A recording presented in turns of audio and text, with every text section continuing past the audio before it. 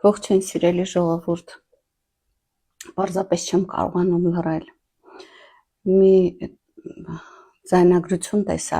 Facebook-ով քիչ առաջ այսօրվա վարչապետի քարոզարշավից։ Գուցե բոլորդ հասկանում եք ինչի մասին է խոսքը, Ղարաբաղցի կնոջ, սադրիչ կնոջ, որ չես հասկանում ինչ էր ուզում ասել եւ ինչ էր սպասում։ Բայց ուզում եմ խոսքս ուղղեմ այն մարդկանց, ովքեր այդ կարծիքի են։ Ովքեր չեն տեսել այդ տեսա երիզը, այդ ձայնագրությունը չեն տեսել, ես ուզում եմ ուղղակի ասել, այդ կինը մոտեցավ վարչապետին եւ ասում էր 30 տարի մենք անհոգ ու խաղաղ ապրել ենք։ Տիկին, գուցե դուք ապրել եք 30 տարի անհոգ ու խաղաղ, բայց մենք չենք ապրել։ Մենք 30 տարի խաղաղությունը ինչ բան է չենք իմացել։ Գուցե դուք հյուսիսային սիրած երկրում անհոգ եք ապրել, այո։ Բայց մենք 30 տարի ոչ միայն խաղաղ չենք ապրել, մենք չենք ապրել, մենք կյանք չենք տեսել, Հայաստանաբնակ հայերի մասին է խոսքը։ Մեր երեխաները, մեր որդիներն ու ամուսիններն են եկել զոհվել։ Մենք խաղաղություն չենք իմացել ինչ բան է, ես զարմանում եմ, արդյոք դու եք այն նույն երկրի մասին եք խոսում, ինչ որ ես նկատի ունեմ։ Խաղաղ եք ապրել, իհարկե, խաղաղ ու անհոգ կապրեիք դուք, որովհետև թիկունքում Հայաստանի նման երկիր էր կանգնած։ Ինչից էիք տեղյակ, այն որ այն ժամանակվա նախագահները, ցավոք նախագահները Հայաստանի, ամեն բան հոգում էին ձեր խաղաղության, անհոգության համար, իհարկե չակերտավոր։ Տարին մեկ անգամ հիշեմ ուղղակի մի դրվագ, տարին մեկ անգամ դրամահավաք էին միջազգային ամբողջ աշխարհով մեկ կազմակերպում միլիոններ եւ ուղարկում էին, այո, ապահովում էին գուցե ձեր անհոգությունը, մենք չգիտենք։ Երբ որ մեր երեխաներին ուղարկում էին ձեր սահմանները ու խաղաղությունը պահպանելու եւ զոհվելու, այո, դուք անհոգ կապրեիք։ Ես չեմ զարմանում դրա վրա։ Իհարկե, սիրելիներ, բոլոր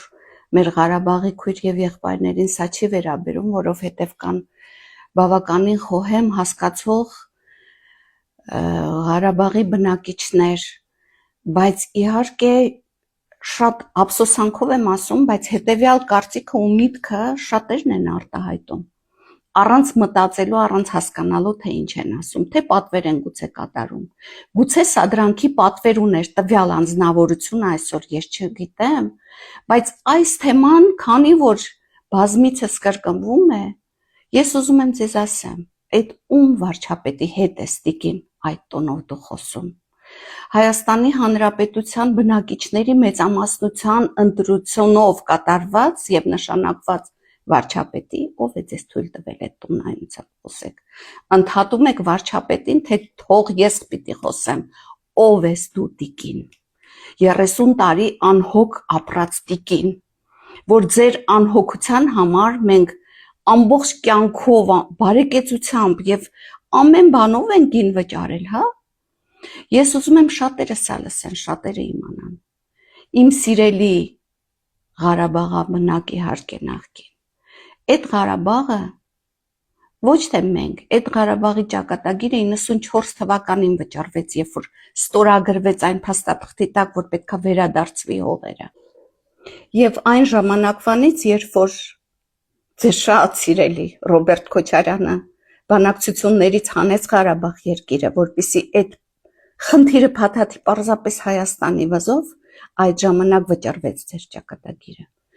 Ես շատ եմ ցավում։ Մեր վարչապետը Ղարաբաղի պարլամենտին առաջարկում էր արտահերթ նախագահական ընտրություններ չկատարել, որովհետև այն ժամանակվա ձեր նախագահը գոնե լեգիտիմ ընտրված էր, որին ամբողջ աշխարհը ճանաչում էր որպես լեգիտիմ ընտրված նախագահ։ Քաջալերում էին ձեզ, հորդորում էին ձեզ չկատարել, չգնալ այդ քայլին, չէ, փոխեցիք նախագահին, փոխեցիք Շահրամանյանին նշանակեցիք, որին հետագայում նորից հորդորվեց Սոֆիա գնալ, բայց չէ, Շահրամյանը վազեց Եվլախում մեկ գրչի հարվածով լուծարեց երկիրը։ լուծարեց հանրապետությունը։ Ումից եք ուզում դուք Ղարաբաղ, ումից եք ուզում։ Եվ ձեր այն ժամանակվա քաղաքական գործիչներին, որ այժմ ցավոք սրտի այժմ Բաքվի բանտում են, որտեղ Իվանյանում հանձնվեցին։ Այն երկրի միջոցով, ում որ դուք պաստառներով շնորհակալություն էիք հայտնում։ Դուք մետրանոց ամբողջ հրապարակի երկարությունով մեկ պաստառներ էիք գրել եւ շնորհակալություն էիք հայտնում այն երկրին, ով տվեց ձեր երկիրը։ Հայ ժողովրդին մի հիշեցրեք այդ դառը ժամանակները, 30 տարի անհոգ եք ապրել։ Ճիշտ եք ասում, գուցե դուք անհոգ եք ապրել 30 տարի, բայց մենք հիշելու եւ ցավալու շատ բաներ ունենք, մենք շատ կորուստներ ունենք։ Վերջապես Ղարաբաղը հանձնել Շահրամանյանի հանձնելուց հետո վարչապետը Նիկոլ Փաշինյանը հորդորում էր՝ մի լքեք ձեր երկիրը, մի դուրս եկեք ձեր երկրից, սա փաստացիորեն ապացուցված բան է, փաստերը կան։ Մի թողեք ձեր երկիրը, ինչ է չունեիք, զորք չունեիք, զենք չունեիք, ինչ չունեիք ձեր երկիրը պաշտպանելու համար։ Բայց դուք սպասում եք, որ պետք է էլի Հայաստանի երեխաները գան անեն։ Ճիշտն ասած, շատ ցավ եմ ապրում այս խոսակցությունը տանելիս, այս մասին խոսելիս, մեծ ցավ եմ ապրում ես չեմ ուզի իմ հայրենակիցների համար խոսել այս թեմայով, այս մասին հիշեցնել, բայց դուք եք դրդում, տիկին եւ ձեր նմանները, լքեցիք ձեր երկիրը։ Նորից ձեզ առաջարկվեց հետաքրքիր ծրագիր, ընդունեք Հայաստանի քաղաքացիություն եւ կօգտվեք շատ ծրագրերից։ Հնարավորությունից կդառնաք մեր նման, դուք չուզեցիք մեր նման դառնալ։ Շատերը ձեզանից չուզեցին քաղաքացիություն ընդունեն։ Ձեզանից շատերը եւ ընդհանրապես Ռուբեն Վարդանյանը նշեց այդ մասին, որ դուք երբևէ չեք ուզել Հայաստանի մաս դառնալ։ Դա չի եղել ձեր ծրագրի մեջ։ Ինչ եք ուզում Հայաստանից։ Ինչ եք ուզում վարչապետից, լեգիտիմ ընտրված, հայ ժողովրդի կողմից ընտրված վարչապետից։ Ինչ եք ուզում։ Բավական է անընդհատ անդադար այս անհեթեթությունները խոսել։ Դրա փոխարեն մի քիչ զբաղվեք ձեր ինտելեկտով։ Դրա փոխարեն մի քիչ պատմության էջեր թերթեք, հետ նայեք։ Եվ դեռ վարչապետին չի թողնում խոսել։ Ես պիտի խոսեմ։ Տիկին, հայ ժողովուրդը դա ձեզ թույլ չի տա։ Դուք իրավունք չունեք նման տոնայնությամբ Հայաստանի Հանրապետության ժողովրդի կողմից, ժողովրդավար ճանապարհով, ոչ թե ձեր կաշառքների սովորած ճանապարհով, ընտրված վարչապետի հետ։ Եվ թող ոչ մեկը չփորձի այլևս դա անել։ Եվ ընդհանրապես,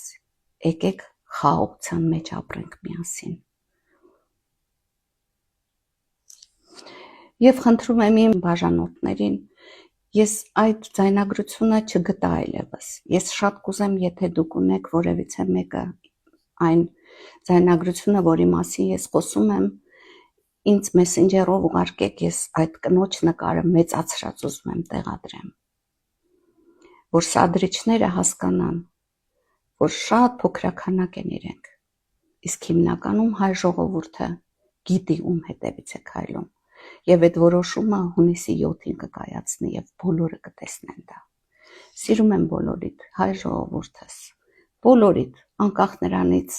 որտեղ ենք բնակվել, որտեղ ենք բնակվում, մեր սրտի մեջ մեր Հայաստան երկիրն է, մեր հայկական պետականությունը, եւ ոչ մեկը այլևս չի կարող մեր խաղաղությանը խոչընդոտ լինել։ Սիրում եմ բոլորիդ հայերս։